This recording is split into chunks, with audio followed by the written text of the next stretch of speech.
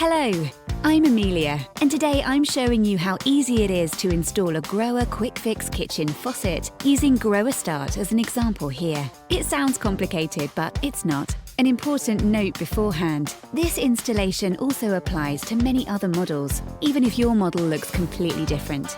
And one more thing, of course you should turn off the water before installation. So, let's get started. First, let's check what's in the box.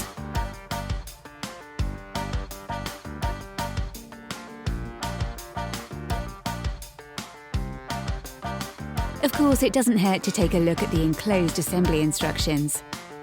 Using the QR code, you'll find further important information and eventually the installation video.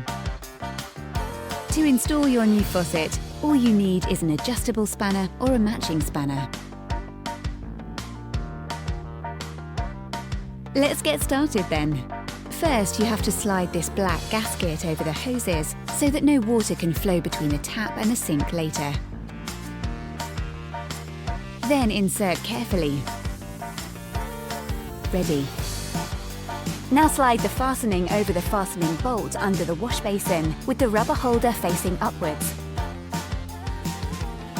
Then simply hand tighten until the faucet no longer twists on the wash basin. Next, it's the flexible connection hoses turn.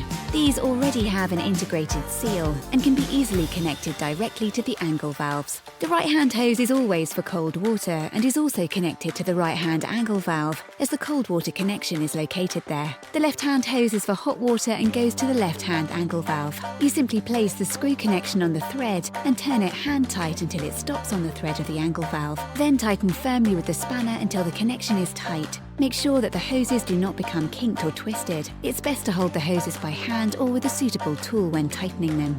Super! Is the water flowing? Now slowly open the angle valves and check that everything is tight. Here's a little tip. First turn the angle valves all the way to the left and then back again a half or quarter turn. The valves can then also be operated very easily in the future. And now you can test your new faucet. Done! Not so hard after all, right?